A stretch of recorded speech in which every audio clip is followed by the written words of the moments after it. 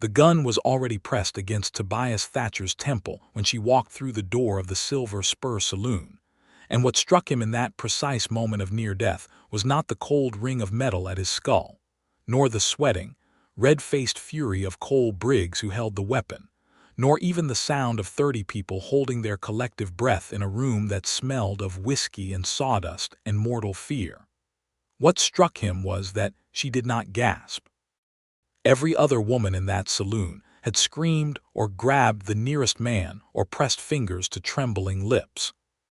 The woman standing in the doorway simply looked, assessed, and then let her eyes settle on Cole Briggs with an expression of such calm, patient disgust that Cole actually flinched. She was dust-covered from a long journey.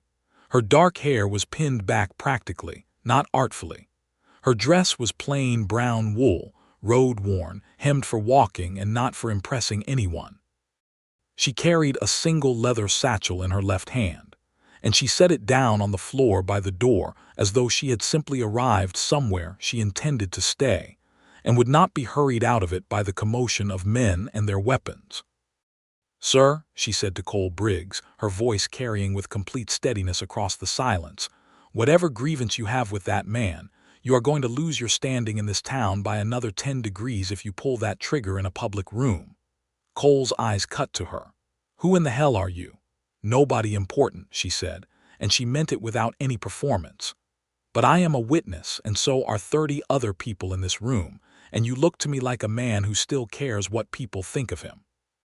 So I am asking you to consider what comes next if you follow through." The silence stretched. Then Cole lowered the gun 2 inches, then 6. Then he holstered it and walked out through the back door without another word, and the entire room exhaled as one.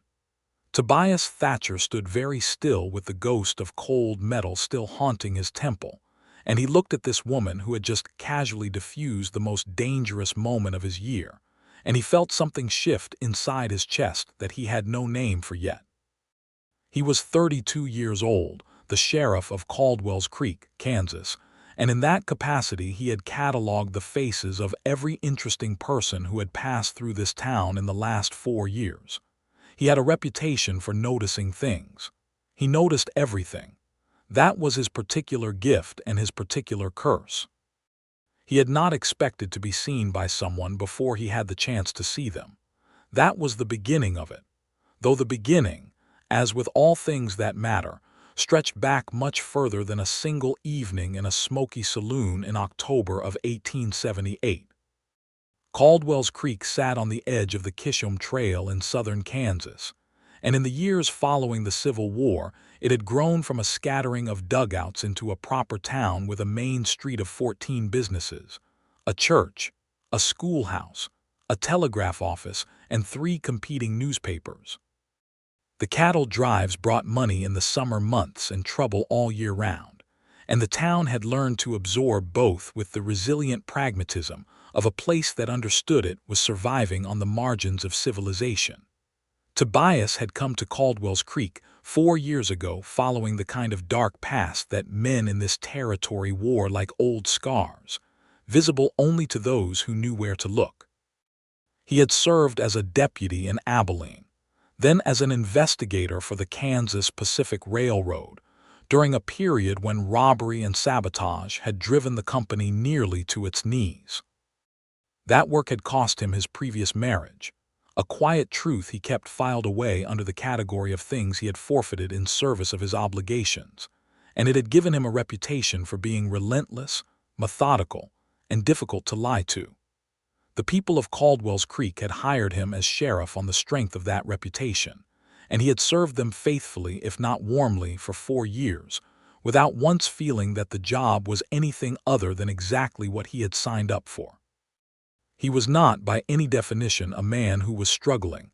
He had a fine office with a solid iron stove. He had deputies he trusted. He had the respect of the merchant class and a working arrangement with the cattle barons that kept violence to a manageable level. He ate well enough. He slept adequately. He had everything that a reasonable man in his position could ask for. What he had not anticipated was the women, not in any salacious sense. It was more that from the very first month of his appointment, the women of Caldwell's Creek had decided, collectively and without apparent coordination, that the new sheriff was a project. He was 32, unmarried, steady earning, and if not conventionally handsome, then certainly striking in his way with his angular jaw and his dark eyes and his careful manner of paying attention to whoever was speaking to him. The women of the town noticed this. They noticed it very much. Cecily Hartwell, the banker's daughter, had begun appearing at his office every Tuesday with a basket of fresh biscuits and a series of questions about law enforcement that she clearly did not care about, but that gave her 20 minutes of his company. She was 24 and lovely, and she laughed at everything he said, which was flattering in theory and exhausting in practice, because Tobias was not a particularly funny man, and he found himself performing a warmth he did not entirely feel in order not to disappoint her. Margaret Dunn, the widow of the late postmaster, brought him copies of the illustrated newspapers from back east with relevant articles about criminal detection techniques folded open, as though she had been thinking of him while she read. She was 30 and sharp-minded, and would have been excellent company if she had not also been conducting a detailed and unsubtle campaign to determine whether he was ready to remarry. She asked questions about his preferences with the thoroughness of a military strategist, cataloging his responses about food and climate, and whether he preferred mountains or plains, all of which he understood to be preparation for the larger question she had not yet asked. There was Adelaide Moss, the dressmaker, who found reasons to measure things in the street whenever he walked past. There was Clara Beale, whose father ran the feed store, who had taken to riding her horse past the sheriff's office at exactly the hour when he was most often standing in the doorway reviewing the morning's correspondence.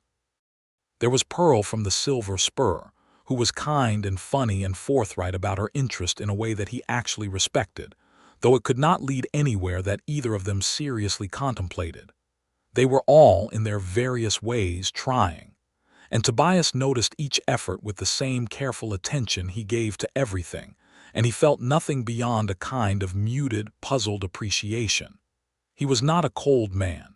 He did not dislike any of them. He simply could not make himself move toward any of them with the sense of genuine wanting that would have made the movement honest, and he was too principled to allow someone to build a life around a performance of feeling. He had begun to think, in the quiet way he thought about things that he kept from his deputies, that there might simply be something insufficient in him, that the war and the railroad years and the ended marriage had used up whatever capacity he had for that particular kind of reaching toward another person. Then October came, and Cole Briggs pressed a gun to his temple, and Jane Reed walked through the door of the Silver Spur saloon, and the thing in his chest that shifted had a quality to it that he recognized, distantly, as the sensation of something waking up. She had arrived in Caldwell's Creek on the afternoon stage from Wichita with a trunk, a satchel, and a letter of reference from a schoolmaster in Ohio.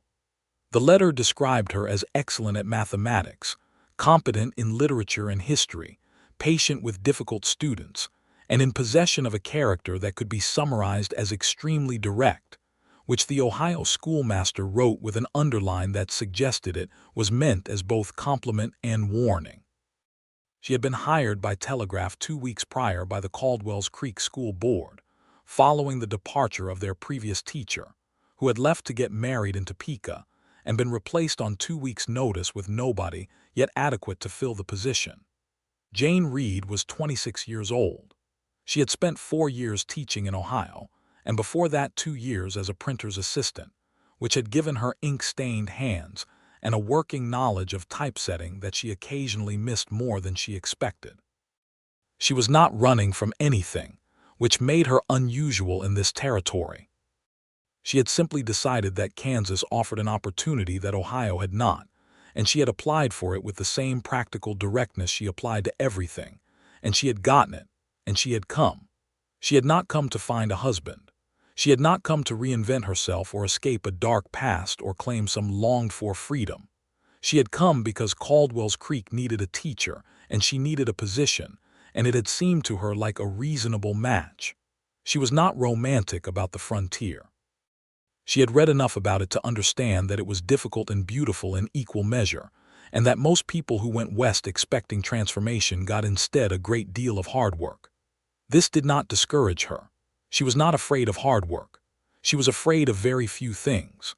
The night she arrived, she had eaten a meal at the boarding house run by Mrs. Haverson, had unpacked her trunk methodically, had read by candlelight for 40 minutes, and had gone to sleep at 9 o'clock.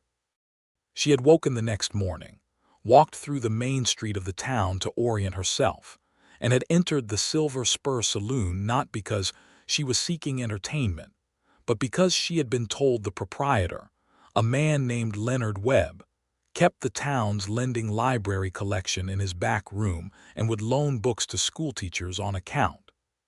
She had walked into a hostage situation by pure accident and resolved it by pure practicality.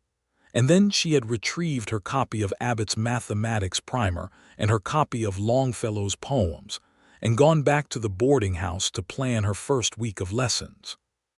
Tobias had made discreet inquiries that evening, which was an activity he had the professional standing to conduct without it appearing to be what it actually was, which was personal. He learned her name from Leonard Webb, who seemed both impressed and slightly stunned by what he had witnessed. He learned her profession from the school board chairman, George Appleton, who mentioned in passing that the new teacher had arrived and was already requesting additional chalk and a better globe. He learned from Mrs. Haverson that she had eaten everything on her plate without complaint and gone to bed early, and had the kind of bearing that suggested she would be no trouble at all, which Mrs. Haverson said was refreshing.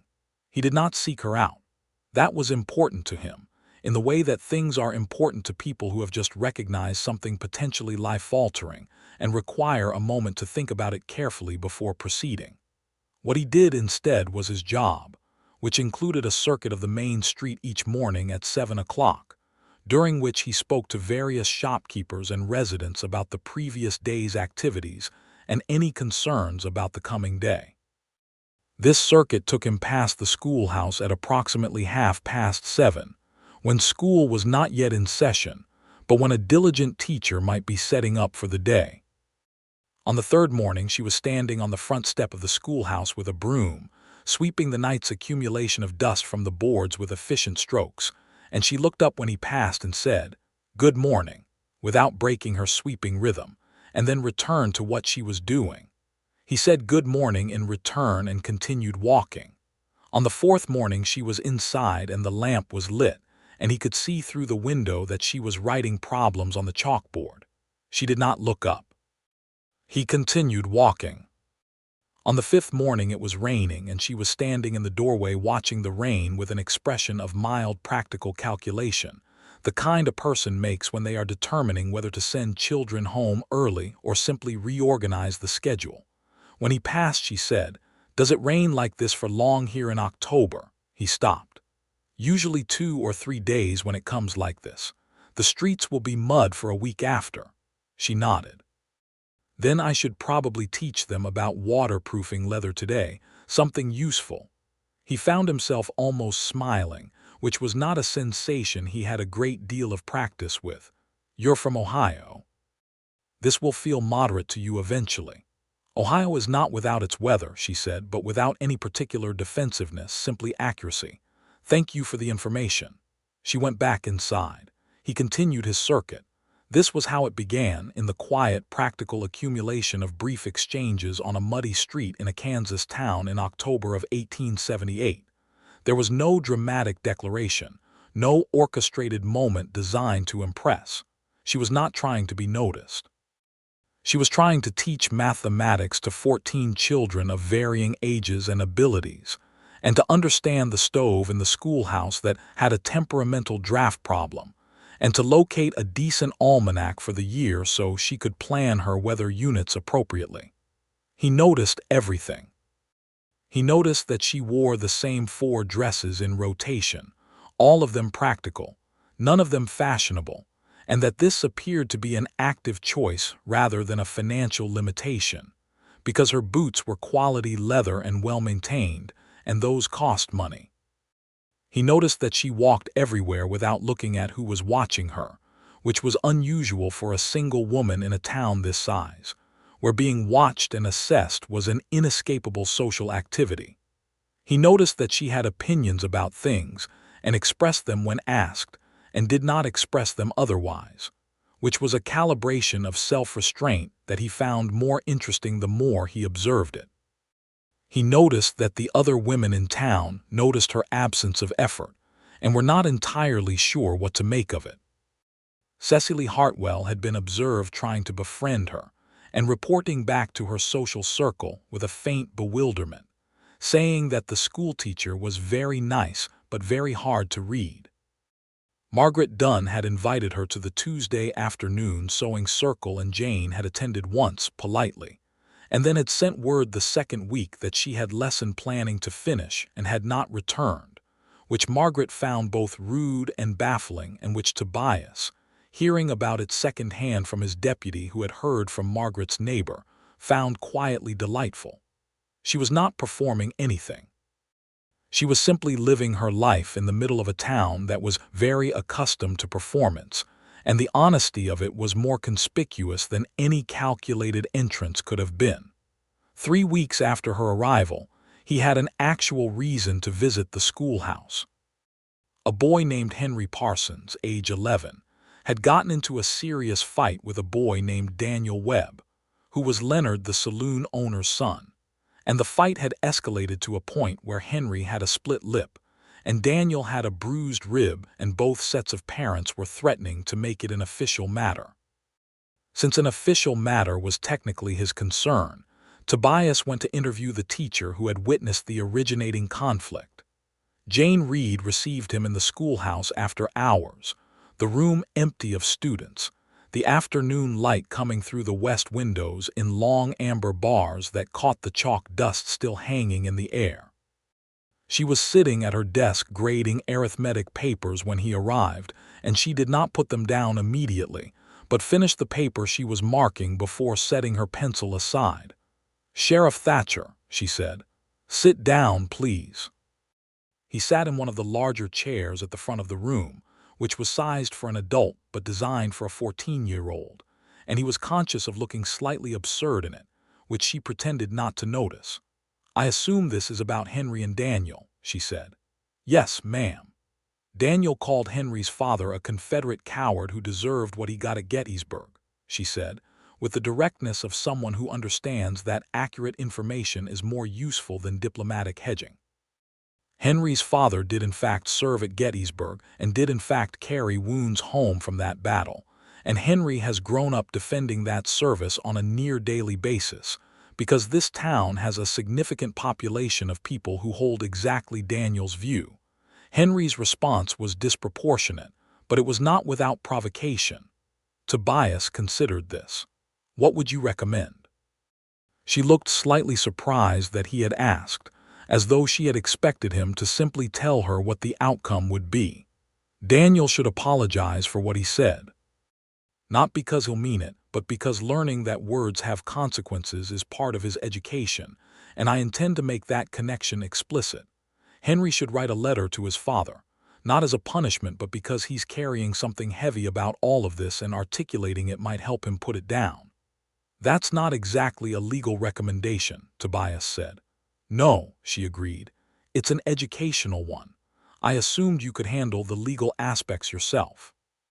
There was something in her tone that was not quite humor but lived in the neighborhood of it, and Tobias felt again that shifting in his chest, more pronounced this time, with a quality he was beginning to recognize as urgency. "Miss Reed," he said, and then stopped because he had not planned what came after that. "Yes. Are you settling in well to the town, I mean?" She looked at him with a consideration that was not unfriendly but was certainly measuring. "Yes, thank you.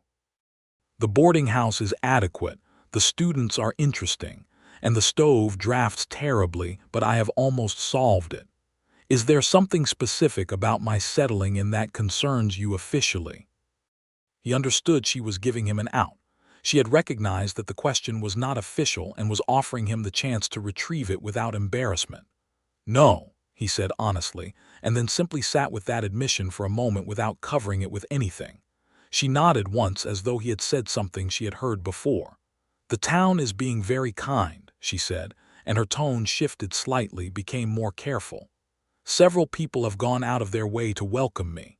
It has been noted." "It's a hospitable town," he said. "It is," she agreed. "Though I sometimes think the hospitality is in search of something specific from me, and I am not certain I have it to give." He thought about that walk away carefully, turning it over. She was telling him something. She was telling him that she had observed the way this town's hospitality was transactional, was connected to expectations about what she would be and how she would fit, and that she did not intend to fulfill those expectations simply because the biscuits were good and the invitations were warmly worded. "What did you come here for?" he asked. The question came out more direct than he had intended, but she did not seem discomfited by it. "To teach," she said simply. "To do work that I'm good at and that matters. To see something different than what I had seen." She paused. "Nothing more complicated than that. Most people who come here have more complicated reasons," he said. "I know," she said. "I've met some of them." He stood to go because he did not trust himself to continue this conversation without it becoming something that he had not yet given himself permission to pursue. She walked him to the door of the schoolhouse and stood in the doorway watching him leave. And when he glanced back from the street, she was already looking at something down the road, her mind moving on to whatever came next on her list of things to attend to. He thought about her most of the walk back to his office. He thought about her more than was professionally relevant that evening. He told himself he was being methodical, that he was simply cataloging a new element of the town he was responsible for, that his interest was professional and contextual, and not at all the thing it was increasingly obvious it was. His deputy, a man named Cal Reeves who had been with him 3 years and who had developed the unfortunate habit of being perceptive, watched him pour his second cup of coffee at 7 in the evening and said, "You've been walking past the schoolhouse every morning this week at the same time." Tobias said nothing. "Just an observation," Cal said, in the tone of a man who is very pleased with himself. "Your observations are noted," Tobias said, and went to read the mail. The first real test came in November, though he did not think of it as a test at the time. He thought of it as a crisis, which was more accurate. The crisis began with a man named Arthur Pruitt, who arrived on the stage from Wichita on a Tuesday in the second week of November, with a document that he claimed was a lien on several properties along Caldwell's Creek's Main Street, including the school board's building, which had been purchased with county funds under a deed that Pruitt claimed contained a fraudulent provision. Pruitt was a lawyer from Wichita with a good suit and excellent teeth, and the kind of practiced confidence that Tobias had learned over years to recognize as the outer shell of something less admirable. He presented his document to Mayor Clive Hartwell, Cecily's father, and announced that he was acting on behalf of a land development company called the Western Meridian Land Trust, which Tobias had never heard of but which his instincts told him to distrust immediately. The school board convened an emergency meeting that evening. Tobias attended in his official capacity. Jane Reed was not a member of the school board, but she was the sitting teacher, and she came and sat at the back of the room with the stillness of someone who has learned that being present and quiet is often more useful than being loudly involved. Pruitt laid out his case with the fluency of a man who had done this before.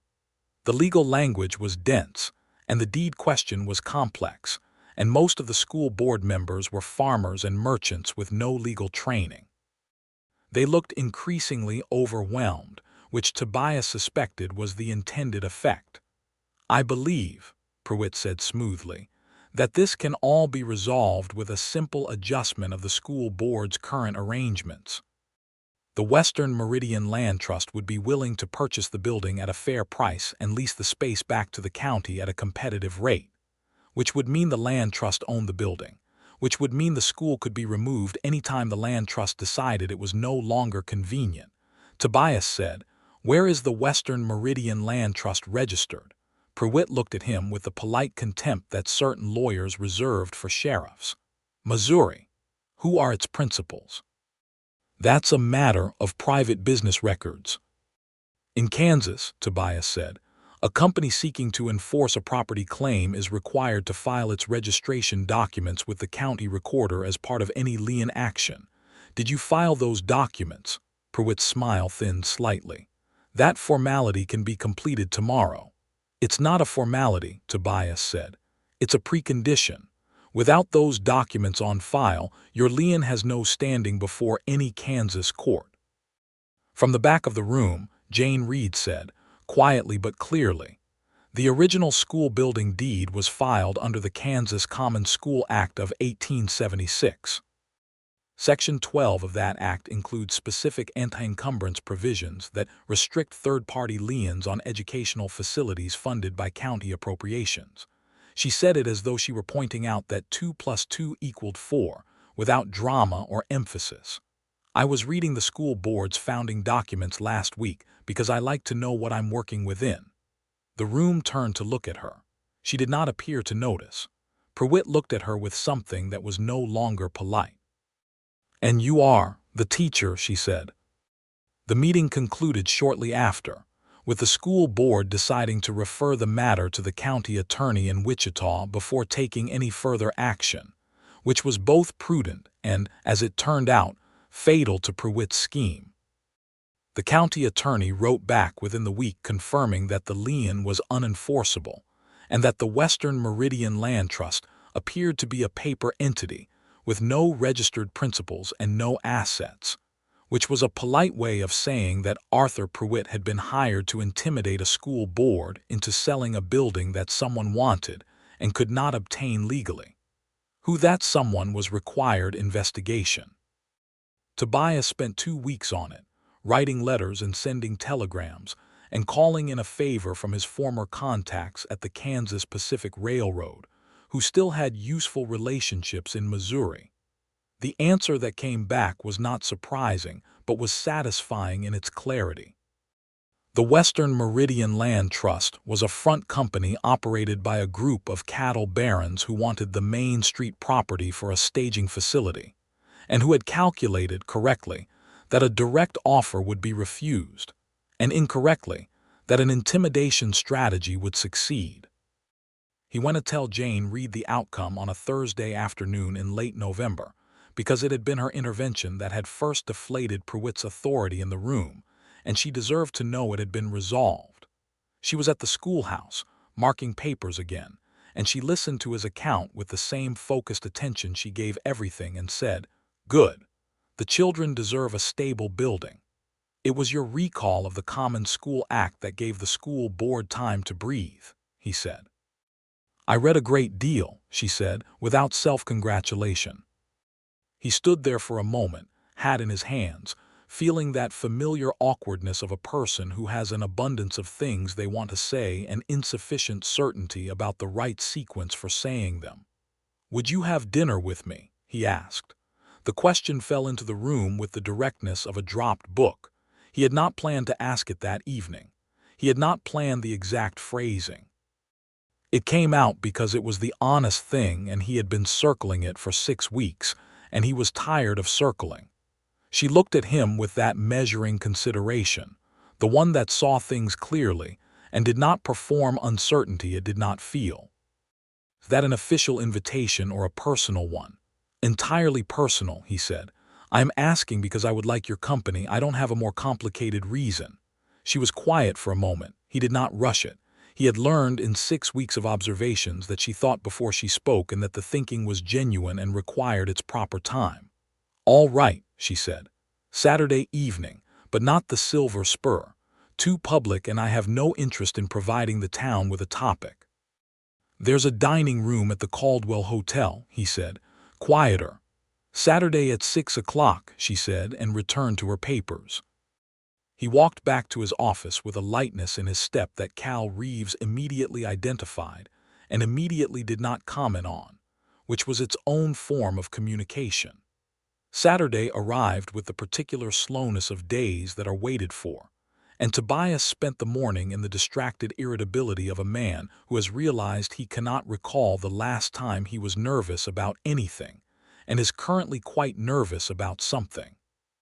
He wore his better shirt and his clean vest, and the boots he reserved for occasions that required dignity, and he arrived at the Caldwell Hotel at precisely 6 o'clock.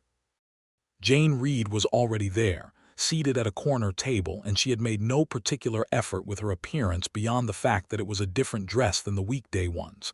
This one a deep green that suited her without announcing itself, and her hair was down in a simple style that was clearly not arranged for effect and was very effective. She looked up when he sat down and said, "I ordered tea. I hope that's acceptable." "Perfectly," he said. They ordered their meals from the proprietor's wife, who was visibly intrigued by this development and visibly working to conceal it, and then they sat across from each other with the mild formality of two people who have spoken many times in brief passages, but have not yet had a sustained conversation in a private context. It turned out, as sustained conversations sometimes do, that they had a great deal to say.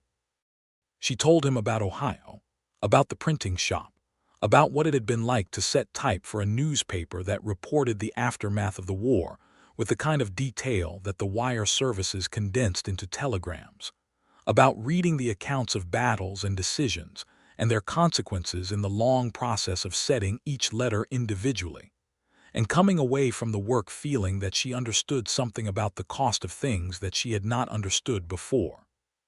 He listened with complete attention, which she noticed, and he asked questions that showed he had been listening, which she also noticed. He told her about Abilene, about the railroad work, about what it had meant to spend 2 years investigating crimes in which the victims were frequently people with no standing in the legal system, immigrant workers and Chinese laborers who could be robbed and cheated without consequence because the courts were designed to protect property rather than people. He had found that unjust. He had said so to his supervisors with more candor than was professionally advisable, and had eventually moved on, but not before having developed a conviction about fairness that he carried into his current work whether it was convenient or not. She looked at him when he said this with an expression that he could not fully read but that had a warmth in it he had not seen from her before. "Do you actually enforce the law that way, equitably?" "I try to," he said. "There are days when the structure of things makes it harder than other days." "Most of the teachers I know say the same thing about schools," she said. "The structure is built for certain children and not for others." "Is that why you came west?" he asked. "More room to build differently?" She considered it seriously. "Maybe partly," she said. "Though I didn't frame it that way to myself at the time. I thought I was just looking for a position. Maybe I was also looking for a place where the structures were newer and I could have some hand in shaping them. Caldwell's Creek is growing fast enough that the structures are still being decided," he said. "I noticed," she said, and there was something in her tone that suggested she had been paying more attention to the town and its possibilities than her outward practicality implied. They ate and talked for 2 hours, and when the proprietor's wife brought the bill, Tobias paid it, and Jane did not make a performance of objecting, simply said, "Thank you, and I'll return the favor sometime," which was both gracious and characteristically straightforward, and which he found exactly as disarming as everything else about her. He walked her back to Mrs. Haverson's boarding house in the cold November dark, and at the door she turned and said, "That was pleasant, genuinely." "It was," he agreed. She went inside. He stood in the street for a moment looking at the closed door, and then walked home with the cold air on his face, and a feeling in his chest that had expanded past shifting now into something more like warmth, solid and steady and real. December arrived with its particular pressures, which in a frontier town meant multiple things simultaneously. The cattle trails were quiet, which reduced one category of trouble, but the cold drove certain people indoors with certain other people and certain volumes of whiskey, which generated its own category. There was a dispute over water rights between two neighboring ranchers, the Haverson brothers, who were entirely unrelated to Mrs. Haverson but who shared her tendency to speak their minds at volume. There was a question about a stolen horse that turned out not to be stolen, but simply purchased on credit and disputed on contractual grounds. There was a fire at the back of the feed store that was accidental and was contained before it became serious, but which required Tobias to spend a night coordinating a fire line and making sure that nobody was making it worse through heroics. Through all of this, Jane Reed continued to teach, to read, to have occasional brief morning exchanges with him on his circuit, and to have dinner with him twice more, once at the hotel and once at a meal that Mrs. Haverson served to them at her table along with 4 other boarders, which was not a private occasion, but which was its own kind of pleasure, watching Jane argue good-naturedly with an elderly retired judge about the proper interpretation of a Missouri property statute while passing the bread. He was falling in love with her. He knew this with the same steady certainty that he knew other factual things, without drama, without interrogating it.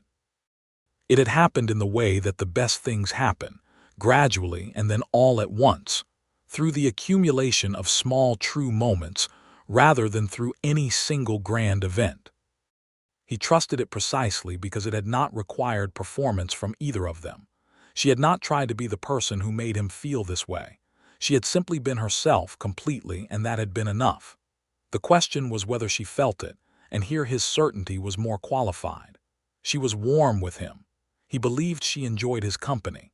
She had made the joke about returning the favor of a meal, which she had done, and which indicated she expected the relationship to continue.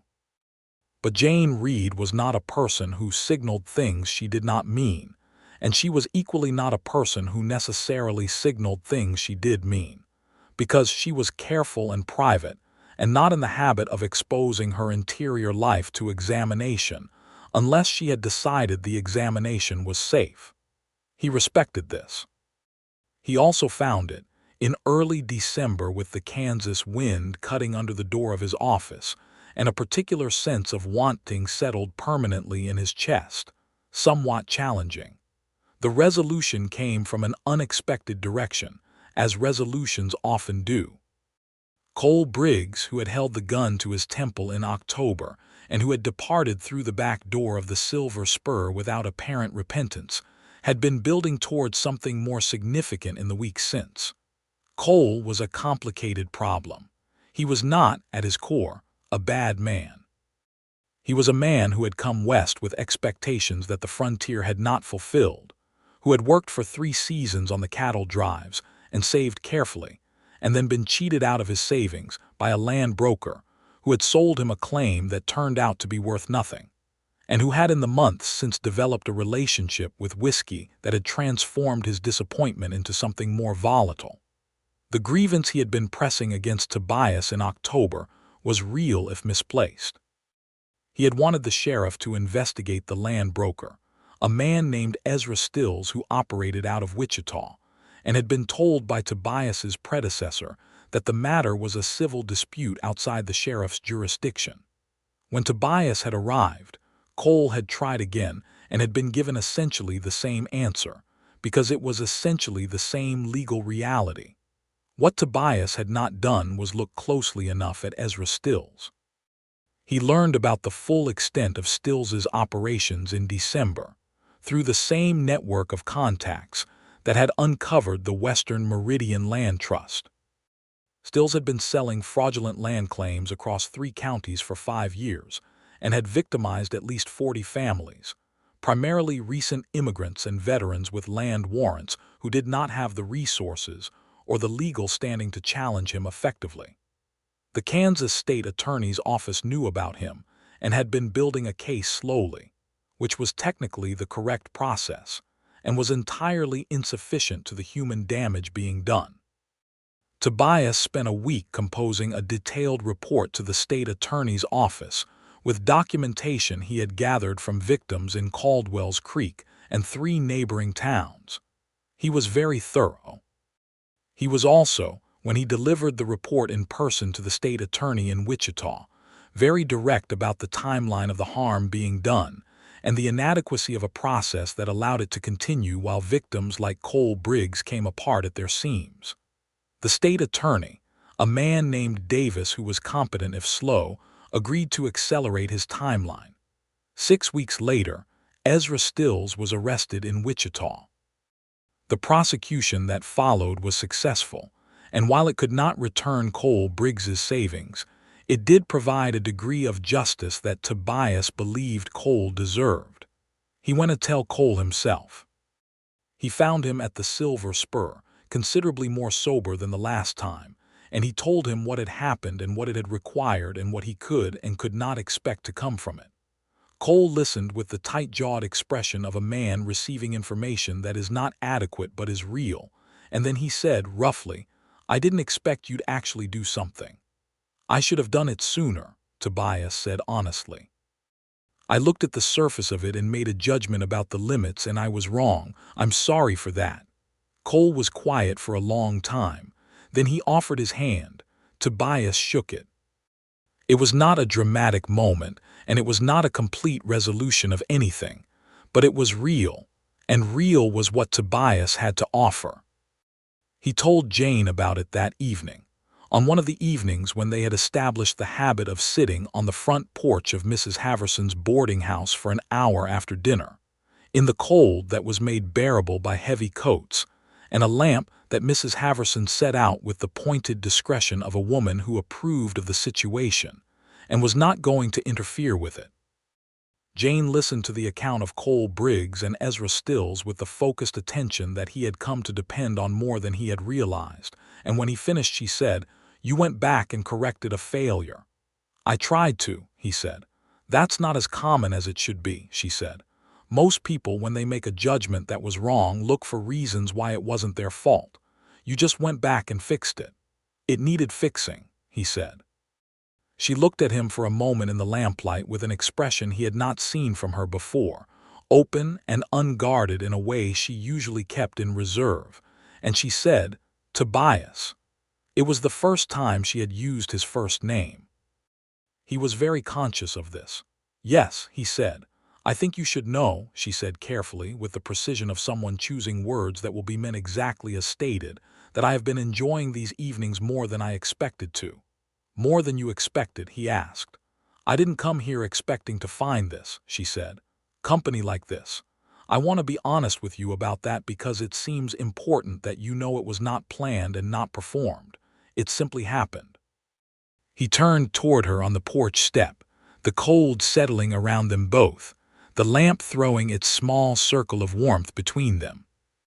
"I want to be equally honest," he said, "because I think honesty is the thing we do well together. I have not been this interested in another person in a very long time.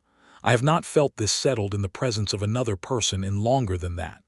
I am not certain what you want from Caldwell's Creek or from the time ahead, but I would like to be part of it if that is something you would consider." She held his gaze. "I'm not quick about these things," she said. "I want you to know that. I don't rush into things and I won't perform an emotion I'm not certain of. I know that about you," he said. "I would not want you to." "Then yes," she said, "I would consider it." It was the most unromantic declaration imaginable, and it settled somewhere in him like the most important thing anyone had ever said. He did not kiss her. The moment was not that kind of moment. It was a quieter kind, a covenant of intent between two careful people who had recognized something and were choosing to move toward it with their eyes open. He reached out and covered her hand where it rested on the porch rail, and she did not pull back, and they sat in the cold and the lamplight for another 20 minutes talking about the children in her school and the water rights dispute, and whether Mrs.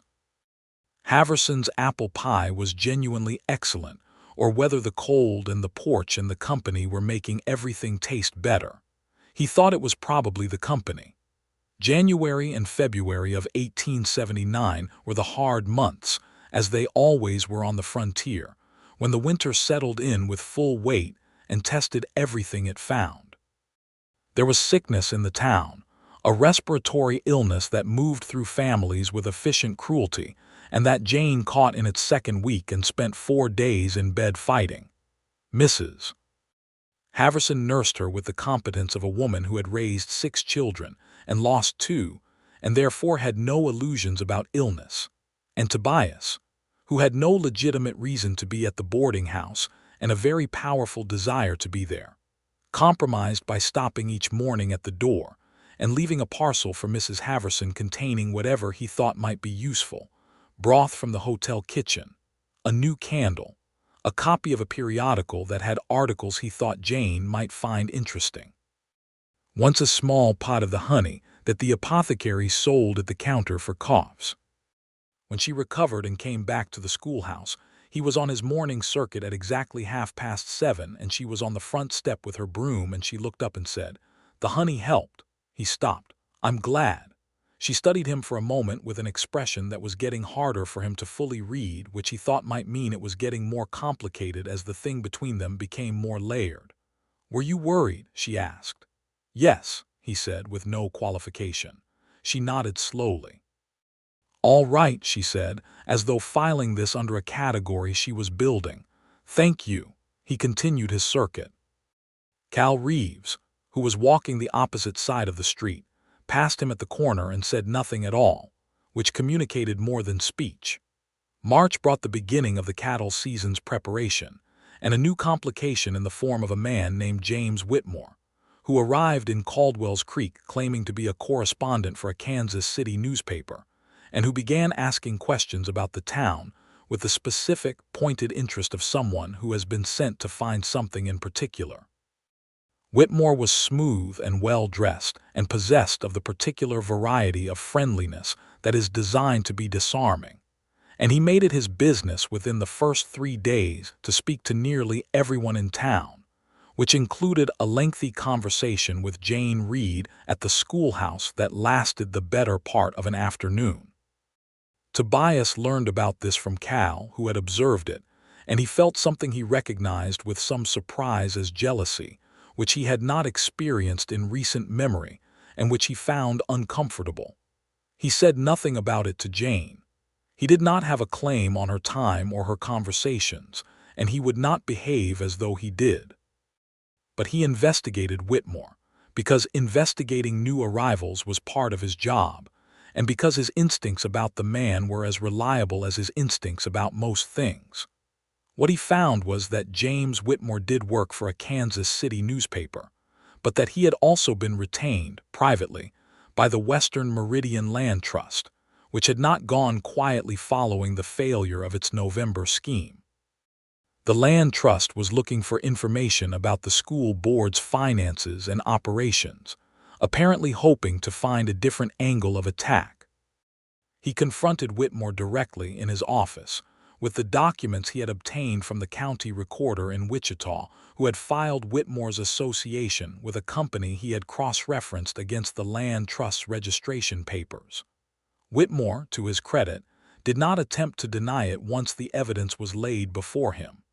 He was not, it emerged, deeply invested in the scheme. He was a journalist who had taken a paying assignment without fully investigating who was paying him, which was a professional failure he seemed genuinely embarrassed about once it was made explicit. He left Caldwell's Creek the following morning. The Land Trust, faced with its second consecutive failure in the town, appeared to abandon its interest in the school board building, possibly because the cost of the enterprise had exceeded any reasonable calculation of its value. What remained, after Whitmore left, was the fact of the conversation he had had with Jane, which Tobias now felt obligated to mention, because it was relevant to her safety in a way she had not known when she had it. He went to the schoolhouse that afternoon and told her about Whitmore's actual purpose. She listened without surprise, which he noted. "I thought something was off," she said. He asked several questions that would have been more appropriate from a land assessor than a newspaper correspondent. "What did you tell him?" "The truth about the school's operations, which is public record and nothing else," she said. "I don't discuss things I consider private with people I've just met." She paused. I barely discuss them with people I know well." He recognized this as a reference to their own relationship and the particular careful pace at which she moved within it. "Is there anything I should know," he asked, "about what you thought of him?" She looked at him steadily. "He was handsome and personable and did not interest me in the least," she said, with the directness that he had stopped being surprised by and had started being grateful for. "If that is what you were actually asking." "It was partly what I was asking," he admitted. "Good," she said. "Honesty is the thing we do well together. I believe I quoted you." He almost laughed. He actually did smile, which was still an event sufficiently unusual that she noticed it and her expression softened in response, just slightly. April arrived, and with it the spring, and with the spring a lightness in the town that the long winter had suppressed, and Tobias and Jane moved through the expanding days with a growing ease that felt different from any ease he had known before, because it was built on honesty rather than performance and therefore had a solidity to it that did not require maintenance. They took their first walk together that was openly social, not the morning circuit exchanges or the boarding house porch, but an actual deliberate walk on a Sunday afternoon up the eastern edge of town, to where the creek ran clear over flat limestone, and the cottonwood trees were coming into new green leaf. She walked beside him with her practical stride, and they talked about the state of the nation, and about education philosophy, and about whether the cattle trade would sustain Caldwell's Creek for another decade, or whether the railroads and the barbed wire fencing being introduced across the plains would transform the economy before the town had time to diversify. She had thought about this. She had thought about Caldwell's Creek's future in a way that told him she was thinking of it as her future too, which was the most direct thing she had communicated about her intentions, and which he received with a quiet, deeply felt gratitude. At the creek, where the water moved over the stones with a clear sound and the cottonwoods filtered the April light into something soft and complex, she stopped and looked at him with the direct gaze that still occasionally startled him with its completeness, the sense that she was seeing exactly what was there and making no adjustment for what she wanted to see. "I am falling in love with you," she said. "I wanted to say it plainly because plainly is how I mean it." He stood very still for a moment, holding that statement the way you hold something you have been waiting for without being certain it would arrive. "Jane," he said, and his voice was rougher than he intended. "I love you. I have for a while now. I was not sure when it would be right to say it." "Now is right," she said simply. He reached out and took her hand, and she let him, and they stood at the edge of the creek in the April light with their hands joined, and the cottonwoods throwing their new leaf shadows over them, and it was the most perfectly quiet and real moment he could remember, unornamented and completely sufficient. He kissed her there, finally, at the water's edge, and she kissed him back with the same uncalculated honesty she brought to everything, and the cottonwood leaves made their small sound in the light wind, and Caldwell's Creek went about its business half a mile away, and none of it required witnesses to be real. May was a revelation. He had not known what it would be like to be with a person who loved him without performance, and the discovery was more affecting than he had anticipated. She came by the office sometimes in the late afternoon when the town was quiet, not to see him on business but simply to be in the same space for a while, reading or writing her lesson plans while he worked through correspondence, two people occupying a shared silence with ease, and he thought this might be the most intimate thing he had experienced, more intimate than declarations, more intimate than the kisses that had become part of their evenings, this simple, comfortable belonging in the same room. The women of the town adjusted, in various ways and at various speeds, to the reality of what was developing between the sheriff and the schoolteacher. Cecily Hartwell was initially wounded in the particular way of someone who had invested hope without invitation, and Tobias felt genuine compassion for this, though not guilt, because he had never encouraged her hope beyond the ordinary courtesies of his position. She recovered with the resilience of a young woman who had other options and knew it, and within 3 months she was writing letters to a young attorney in Topeka, who eventually came to visit and who seemed, by all observable accounts, to be exactly as charmed by her as she deserved.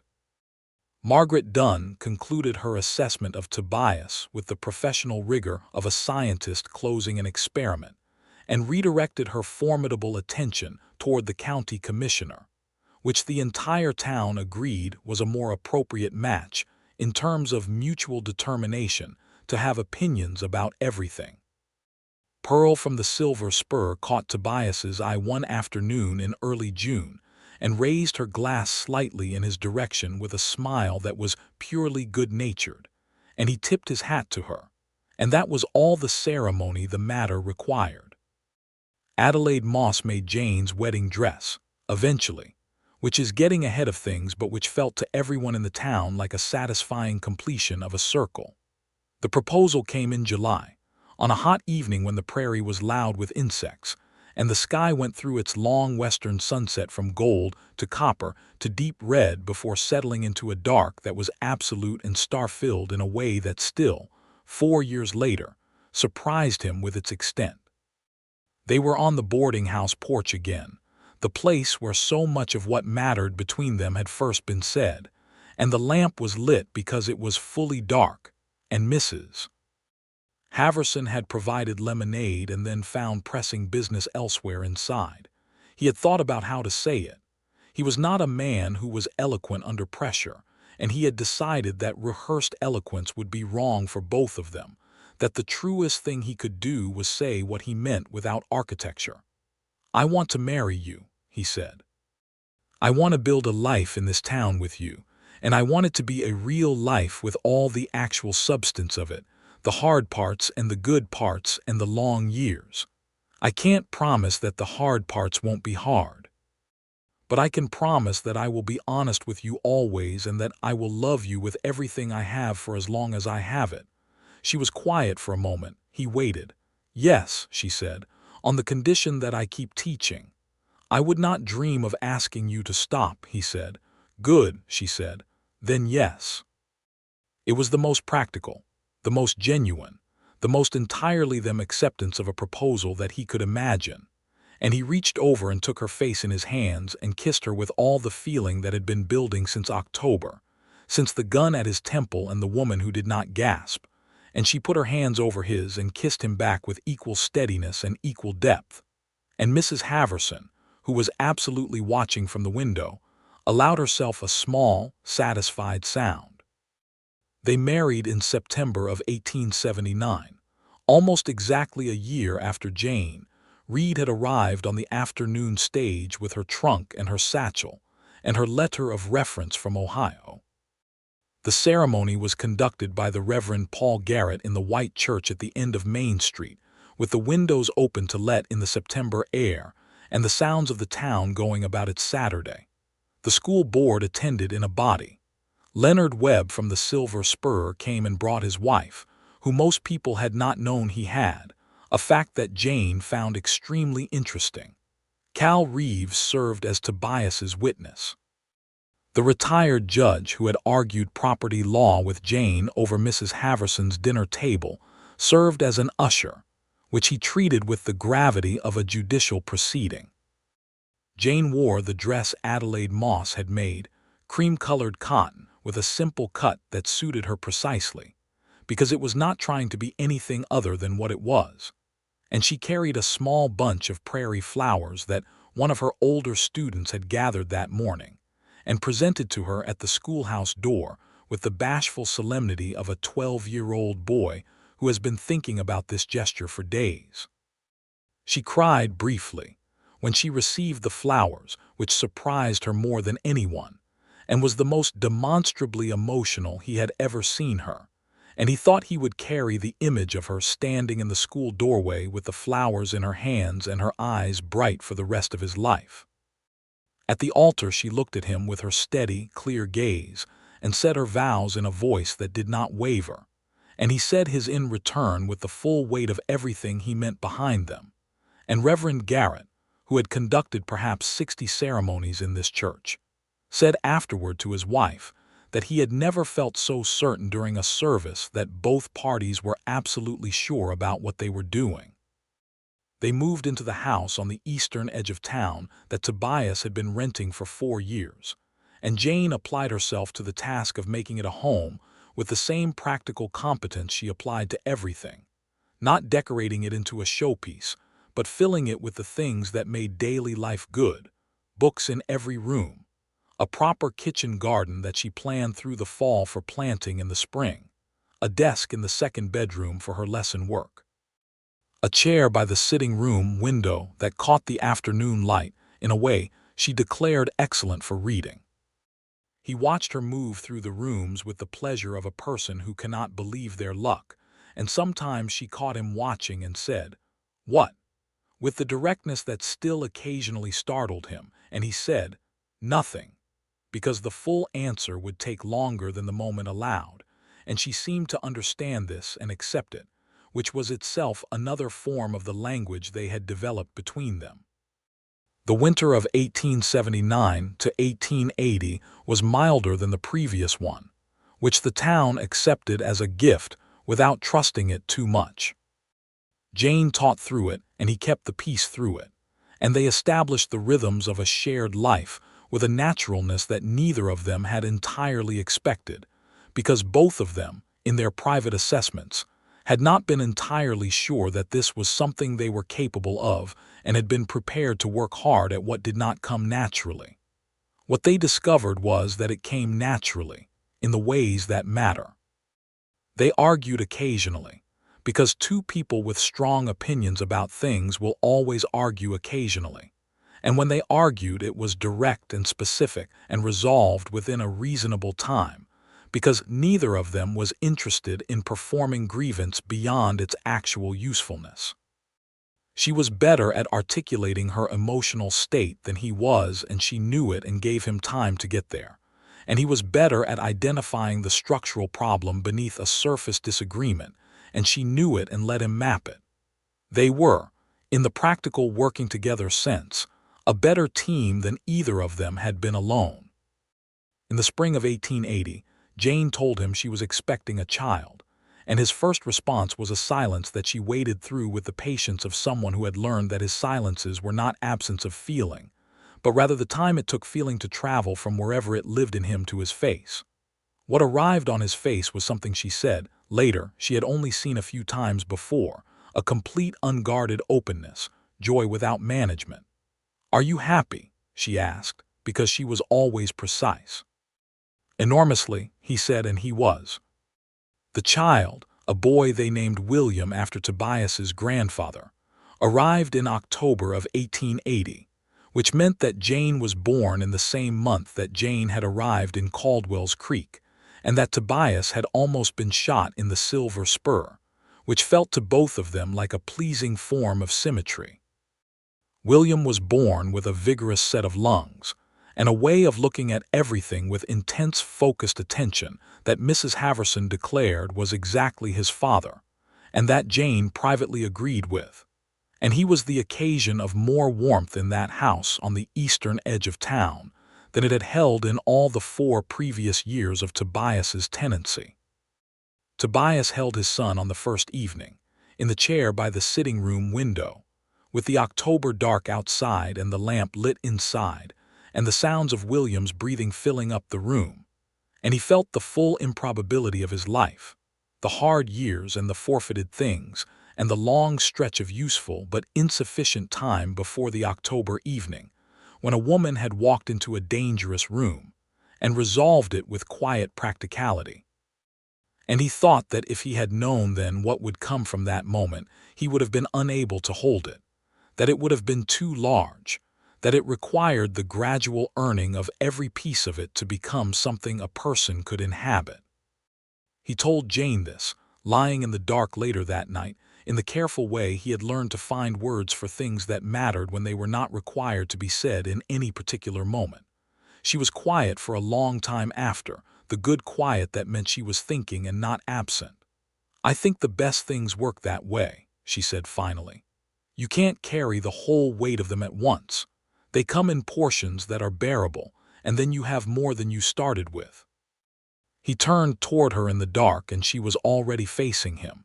And outside, the October wind moved through the cottonwood trees they had planted at the edge of the garden in the spring, and the leaves made their sound, and everything was exactly where it should be. The years that followed were full years, with all the texture that implies. Cal Reeves got married to the daughter of one of the cattle ranchers north of town, a woman named Helen who had opinions about law enforcement that Cal said helplessly he actually agreed with, and Tobias served as his witness as he had served as theirs. The school in Caldwell's Creek grew, because the town grew, and Jane oversaw the expansion of the student body with the competence and the stubbornness, and the fundamental belief in every child's capacity that made her beloved by students and challenging to school boards in equal measure. Henry Parsons, the boy who had defended his father's honor with his fists, grew into a thoughtful young man who read law books in Jane's lending collection and eventually went to study proper law in Topeka and came back to Caldwell's Creek to practice, which meant that Tobias had legal counsel he trusted, and Jane had the satisfaction of knowing that education had worked the way she believed it could. William turned 2, then 3, then 4, all with the relentless speed of children who are doing their growing without regard for the pace at which their parents would prefer it to happen. He was, from very early on, a person, not merely a child, with his father's watchfulness and his mother's directness, and a particular gift for mathematics that Jane found professionally thrilling and personally delightful. In the summer of 1883, Jane told him she was expecting again, and this time his response was faster, the unguarded happiness closer to the surface, because he had less distance to cross to reach it. Their daughter, Eleanor, arrived in February of 1884, in the middle of a snowstorm that prevented the doctor from arriving in time and required Mrs. Haverson, who had returned to her original boarding house, but who had developed the habit of appearing whenever she was needed, to serve as midwife with a competence that afterward she attributed to her 6 children and her 2 losses and the general education of a long life. Eleanor was born into a house full of lamplight and capable women, and her father pacing the hall with a precision that wore a track in the floorboards. And when she cried for the first time, it was a sound that reached him through the wall and stopped him completely, and he leaned against the wall in the hall and breathed. Eleanor grew up with her brother's watching eyes and her mother's way of saying exactly what she thought and her father's habit of noticing everything, and she was trouble in the most interesting sense from the very beginning. Caldwell's Creek grew through the 1880s with the specific energy of a town that has found its feet and intends to use them. The cattle trade transformed as the railroads expanded their reach and the barbed wire changed the plains, but the town had diversified enough by then to absorb the transformation, with a machine shop and a secondary school and a medical practice that had expanded to include a proper surgery. And the question of what Caldwell's Creek would be in another generation had moved from uncertainty to anticipation. Tobias served as sheriff through the decade, until 1887, when he was 41, and the county offered him a position as a circuit judge, which would let him address questions of justice at a level where the structural failures he had always found most troubling could be more directly engaged. He discussed it with Jane over several evenings with the thoroughness they brought to all important decisions, examining it from every angle, and Jane said at the end that she thought he should take it and that she intended to remain teaching in Caldwell's Creek, and that these facts were entirely compatible, and he understood that what she was also saying was that she trusted him and they trusted each other, and that the work they each did mattered and did not require them to sacrifice one for the other. He took the position. Cal Reeves was appointed sheriff in his place, which was the right appointment, and which the town accepted with the confidence that comes from knowing a person well. On the evening of their 10th wedding anniversary, September of 1889, they sat on the porch of the house on the eastern edge of town, the house that had become fully a home in every sense of the word, with William inside doing his mathematics and Alina asleep having fought sleep for an hour, and the September evening was warm and clear, and the stars were beginning to appear in the sky above the cottonwood trees that had grown considerably since planting. 10 years, he said. 10 years, she agreed. He looked at her, his wife, his Jane, who was 36 now and still wore practical dresses and still walked without looking at who was watching her and still had that quality of complete unperformed presence that had, on an October evening a decade ago, saved his life and then gradually, entirely without trying, changed it. "Are you glad you came?" he asked. "To Kansas, to this town?" She considered it honestly as she considered everything. "I am glad I came," she said. "Though not for the reasons I expected." "What reasons did you expect?" "The useful ones," she said. "Good work, new place, different possibilities, and all of those are real." She looked at him. "But the reasons I'm glad are the ones I didn't plan. You, William, Alina, the particular shape of this life." She paused. "I didn't come here looking for any of it." "I know," he said. "That's what made it real."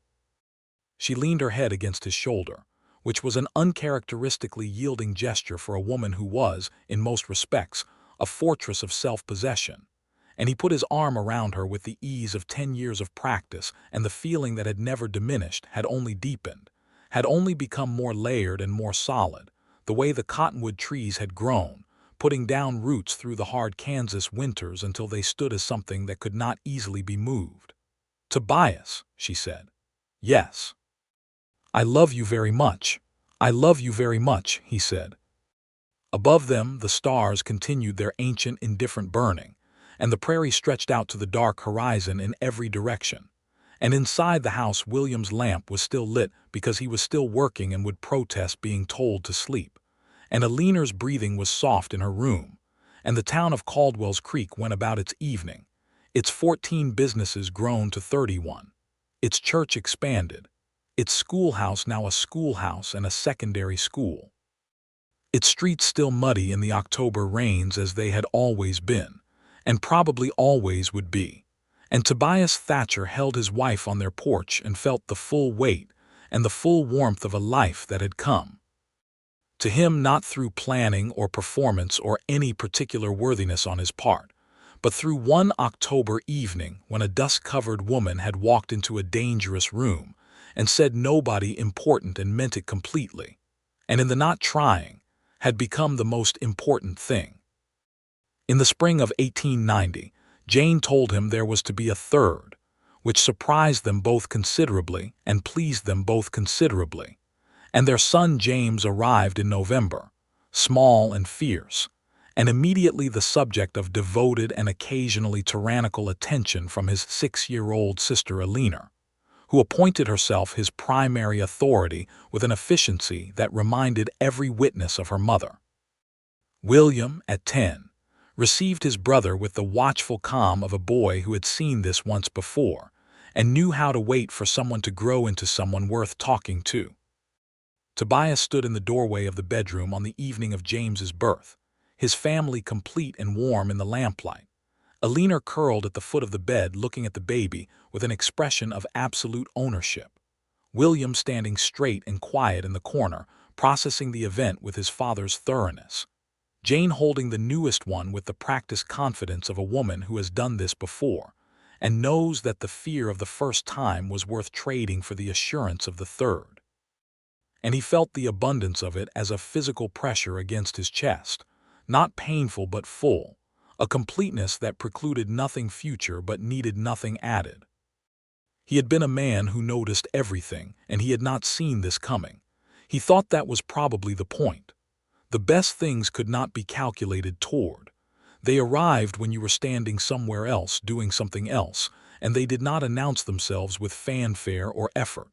They arrived, as Jane had arrived, simply, practically, not trying at all. And that, he had come to understand in the particular way that only a decade of daily evidence can teach a person, was precisely why they were real. The cottonwood trees outside their bedroom window grew another ring that spring, as they did every spring, quietly and without announcement, putting on strength for the winters ahead with the patient consistency of things that are well rooted in good ground. The creek still ran clear over the limestone where they had stood on an April afternoon in 1879, and first said out loud what had been true for months.